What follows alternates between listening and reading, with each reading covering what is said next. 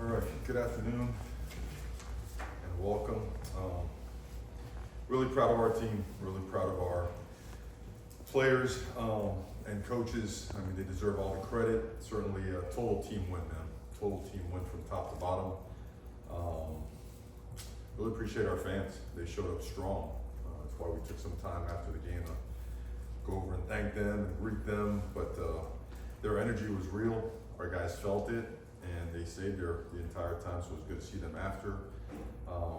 But you know, as it relates to the game, I mean, I think it's important to note that this game was won in January through spring practice, again in the summer workouts, again in spring practice, summer workouts, fall camp, and then game week. I think our guys that are practice and preparation became game reality. Did all the things necessary to start the season the right way against a very talented team. I think culture showed up strong in a couple different ways. I mean, we responded very well to any kind of adversity. I mean, we turned the ball over deep in our territory, and our defense goes out there and holds them to a touchdown, or to a field goal. But then they score a touchdown, a busted play, and our offense comes right out, scores a touchdown, ends the half, and then comes out in the second half and scores another touchdown. So tremendous response. Really proud of the fact that we had 0 pre-snap penalties and 0 post-snap penalties. I think that's also a strong sign of culture developing and getting better, discipline improving and getting better. I mean, handling the environment the way our guys did made the noise a non-factor, and also showed a lot of self-control and moments where usually we haven't in the past. So a lot of growth and development there. And then also thinking physicality and effort and toughness. I mean, at the end of the day, they didn't affect our quarterback as much as we affected theirs. We had several yards after contact, some of those muddy, bloody yards that you get, going through arm tackles. So I think we handled and controlled the line of scrimmage well against a really physical and big front. And again, affecting the QB and keeping ours clean was a big factor in the game. We made some big plays. We also, we dropped a couple touchdown passes that could have helped us also in the game. We made some mental mistakes, and special teams wasn't up to par, so a lot of things to clean up. But all in all, a strong performance.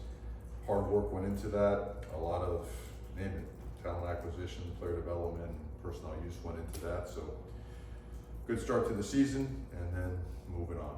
So questions, please. I wanted to ask you about Cam McCormick. Obviously, all he's been through, and for him to be able to start the season off with a touchdown, the first one for you guys. How special was that, and were you able to share a moment with him? I don't think anybody expected that, right? I mean, that was the winning ticket in Las Vegas for somebody, that Cam was going to score the first touchdown for the Miami Hurricanes this year. You know what he's been through. Maybe one day it'd be good if you take some time to do maybe you have a story on what he's actually been through physically and some of the surgical procedures he has had to be able to be where he's 100% healthy. I mean, like, better than ever. But to get here, he's been through a lot. So a completely unselfish, hard-working, real deal human being who shows up every day and brings it. So awesome to, at his age, getting hit over and toppling over backwards. I was a little worried about it, but the guy is awesome, and glad he started off the season that way. I know all the kids matter to you. I understand when he's 26 or whatever, he's not a kid, but just because of the relationship you've had and the length of that relationship with him, how rewarding is it for you to see him just still, first of all, not just producing and performing and contributing, Well, just being happy out there. I don't smile often. It brings a smile to your face. I mean, I would imagine your own son going through all that stuff like he did. So, but again, to go through it and complain as opposed to go through it and do what he does, bring it every single day and make people around him better. That guy's gonna be successful in everything he does in life. I think he'll be a great NFL player as well. He's just got the super bright future and is a great mentor, an absolute awesome mentor to young players. The idea of handling success, how does a program do that? How do you keep a program on edge? Well, I think it's pretty simple. I mean, you stay mad. You should be very driven and hungry, and you should be pissed. You should be mad. That's not our best football, and no offense to media, but I'm sure the media had one article written in our favor and had another article ready to hit send and bash Miami, our people and our players. So they don't, you know, they're so, I would say, focused on winning. They're so about just having enough of years of Miami not reaching its supposed potential that it's not hard to point out the things that have caused issues in the past in Miami and to bring to light the things that must be done to avoid any setbacks. So handling success is going to be as simple as realizing the truth. We're nowhere near as good as we could be. We left a lot of plays out on the table on Saturday. We're super excited about the progress that has been made and some things that were done, but we've had enough experiences going the other way, knowing that this is the best time to be our best. Mario, the last time you were there as head coach of FIU, obviously it was a different set of circumstances. How did it feel to return to Florida, your alma mater, and be able to win as decisively as you did? Because this was an excellent football game. I understand when you have to bring a team like FIU, they're trying to build their athletic department. This was unbelievable, what we saw Saturday. Yeah, I mean, it points to the importance of personnel in college football, and you're right. Someone brought that up the other day. You must have talked to a friend of mine. We went up there and was it 09 or something like that? Yeah. And it's Tim Tebow at quarterback, and it's I remember because I think Aaron Hernandez had a touchdown. He punted the ball to the crowd. And, you know, we're trying to get the ball to T.Y. Hilton, and we got guys, you know, intercepting the ball with one hand, running it back for a touchdown. I remember their coach actually telling me just stick to the plan. Right. You know, hard work, good people, putting effort works out. So to be able to go back and play because they have a really talented team. They have a lot of talent. I mean, they I think almost 20, you know, Senior Bowl invite candidates on their team. Very big, long, athletic guys, and they have the environment in their favor. So to go up there with our guys, you know, we feel like our roster certainly become a lot more talented and has worked really hard and prepared well. To go up there and be able to have that type of success and a result is really, you know, it's rewarding and encouraging more than anything. It kind of whets your appetite for better things to come in the future. You spoke about the coordinators being back. What did you see, just in terms of the job they did and, you know, the continuity? Because, like you said, it was a clean game in game one, despite a bunch of new players. Just the job they did, having you guys really good. We were a little bit messy, and we had some substitution errors that we got to clean up. But back to the main point that you mentioned, as big as you could possibly get, having continuity at the coordinator spots, especially when both made such big jumps in year one. Because year one, yeah, of course, you evolve throughout the course of the year, and you grow and develop some as a system, as a staff. But when you have an entire off season and you enhance personnel, and those guys get to go to work and really evolve their systems and grow and learn and travel around the country and network and study opponents, that's a massive difference to have your two coordinators in place, especially at the caliber of both Lance Guidry and Shannon Dawson. Those guys are elite human beings and elite play callers and coordinators. So very blessed to have both of them, and they did a great job. One of your past bosses, the gentleman in Alabama, had the term rat poison. Do you address what's coming? I mean, you want to know anything for it, and oh my gosh, you're unbelievable now. And do you have to tell this team? Absolutely. And you go right at it. You don't sugarcoat it. The best part about this team, you can look them right in the eye and give it to them, like right between the teeth, man. No holding back, and they appreciate that. I mean, what better in this world than what is a bigger sign, or what can be a bigger sign of respect than confronting and telling someone the truth, right? And giving them an opportunity to see things for what they are, and, you know, providing a path, you know, some clarity on what it needs to look like to be successful. These guys get it, you know. They're very, very driven. They understand that the most important thing that we're doing right now is finishing up treatment, you know, and finishing up tutoring and whatnot, and having a great practice tomorrow, you know. And for us, that's where we're staying along that. And throughout the game, it was that also, Tim. It was making sure we're just the next play, you know, just keep playing. Turnover, just keep playing. Up by 7, just keep playing. Up by 21, just keep playing. You know, if we do that, you know, we'll keep getting better and better. Coach, Mara, there's a video of you and crushing the Gator Chomp and also the fans, you know, shouting your name. Obviously, you said that it's about the program itself, but how special is it to have a moment like that with the fans and with the community that supports you and supports this football program? I don't remember much of any of that stuff. I'm happy for our fans. I think, I mean, Miami has gotten off to a good start this season. We're 1-0. And Miami has been through a lot over the course of 20 years.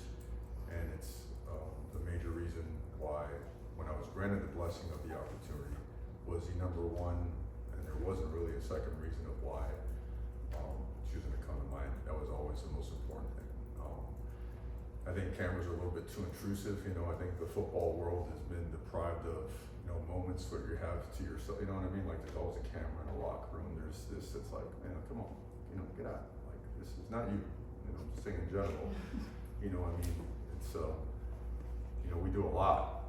We sacrifice a lot. We work to a level of, man, physicality and effort that most people can't fathom. Sometimes, you know, media gets in there and makes more of things than what it is, but I hope what was captured was the utter just gratitude and emotion of our players and our fans being together in a setting like that, because, you know, they had enough. They had read enough of, hey, Miami has no chance. It's a tough place on the road. You're playing against the SEC, and we respect every bit and all that, but, you know, they went there on a mission to handle business, and they did. Mario, Xavier Restrepo is climbing up on the career list for both reception and receiving yards in UM history. Just now that you're in year 3 of him, just the strides that you've seen him make both on the field and what he means in the locker room as well. He was always really, really good. Right now, he's really gone to a different level as a leader, as a human being, as a teammate. He's doing things in practice that are just completely unselfish. Go out of your way to help someone else be better, to impact someone in a positive way. With all those incredible catches and routes and moves that he made on Saturday, one of his best plays was him when, you know, we had that speed play to Arroyo, when him and Jacoby, you know, it's kind of funny, the little guy's blocking for the big guy. It should be the other way around. But the way he ran out there and threw his body around to create an extra 10, 12 yards for his teammate. I cannot say enough great things about, you know, X. And there's another guy, you watch him, you know, I guess you guys don't see practice, but the way he practices is the way he approaches everything he does in his life. He's got no governor. He's full speed. He's fixing to have an incredible year. Coach, you made You with mentioned that play him. the tight end production across the board on Saturday. Oh. I've had a day like that around here in a long time. How nice was that to see? You know, we want to do it last year, man. You know, it's kind of to the question you had mentioned about coordinators in year 1 and putting it all together. You know, it's kind of a, how would you say, as all these things come together. I mean, we have a strong tight end background here at Miami and the place that we have been before. And Coach Dawson has had just a really strong background in just about everything. And when all that comes together, and, you know, he's a coordinator and play caller, and he put some unbelievable plans together with the rest of the staff. It was highlighted, you know, right after the season. It's like, hey, we have really good players. They have to be involved. They're going to help us win games. They do present, you know, mismatch issues for opponents, and I think that was on display on Saturday. And the best is yet to come for those guys. Mario, in the same vein, like you mentioned about Cam, he missed a lot of time with injuries. Elijah Arroyo missed the better part of 2 years with injuries. To have him, that's such a big game. In his first game, fully healthy again. What does that mean to him and the guys around him? If all those that have watched him practice knew that it was going to happen for him. He is that talented. He is that part of a worker. And as from a performance standpoint, he's done it day in and day out. I mean, he's kind of a freakazoid in terms of his specs, his speed, his explosiveness, his power.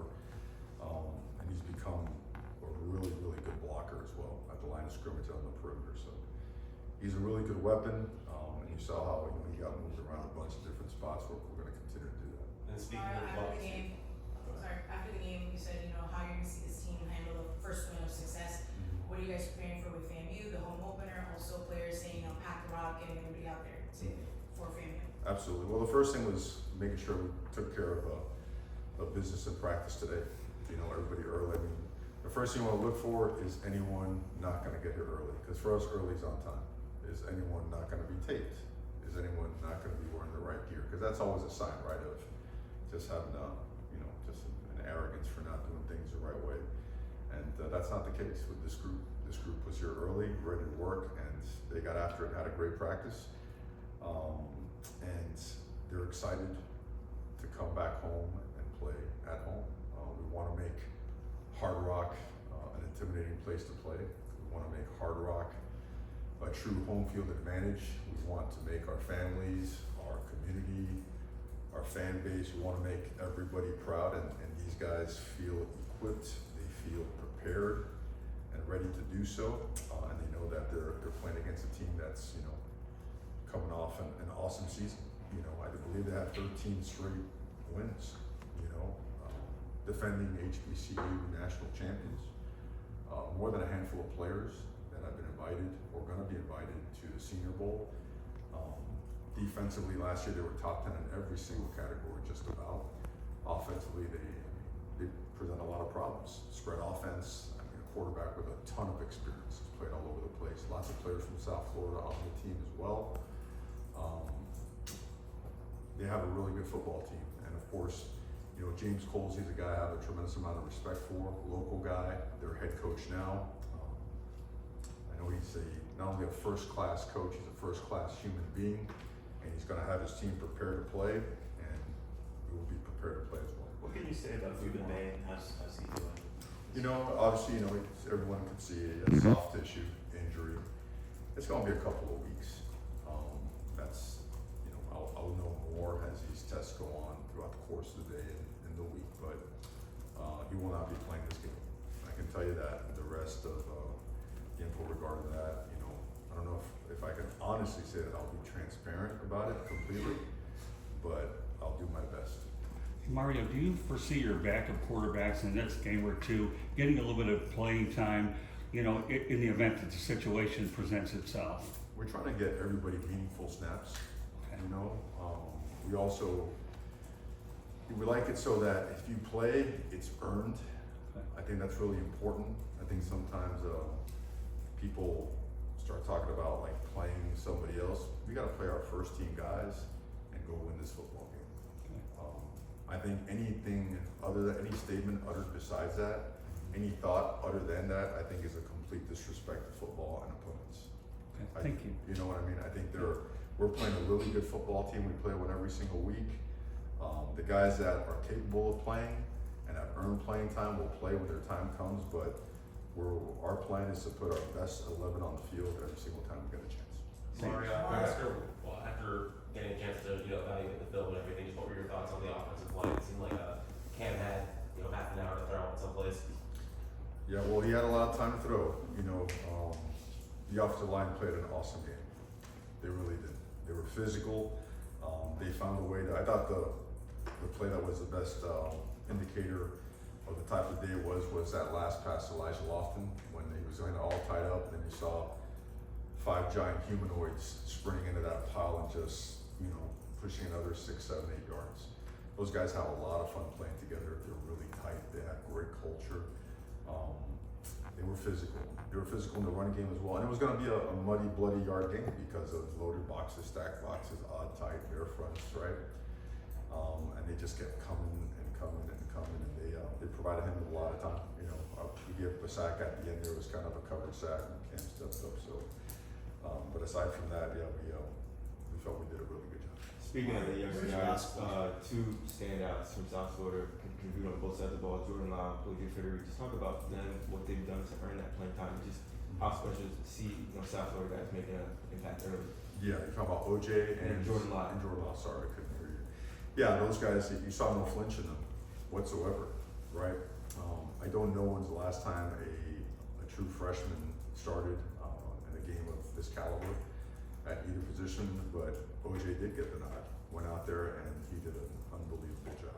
Sky's the limit for him. He's long, he's fast, he's strong, he's smart, he's physical, he is relentless. And Jordan Lyle is the exact same thing. You saw that one play where he gets wrapped up and spins out and comes out with balance and gets another couple yards. 2 really talented guys that have been raised the right way. I mean, you want to talk about mentality and what you look for in recruiting. You draw them up just like those 2 guys right there. Strong-minded, hard-working, relentless guys that have 0 flinch in them whatsoever. They went in there, it was like, okay. And they played obviously for a great coach and a great program. Like a bunch of our guys here in South Florida, you know, they do a great job with their players, and certainly they have a lot of pride when they take the field where they need. Thank you, Coach.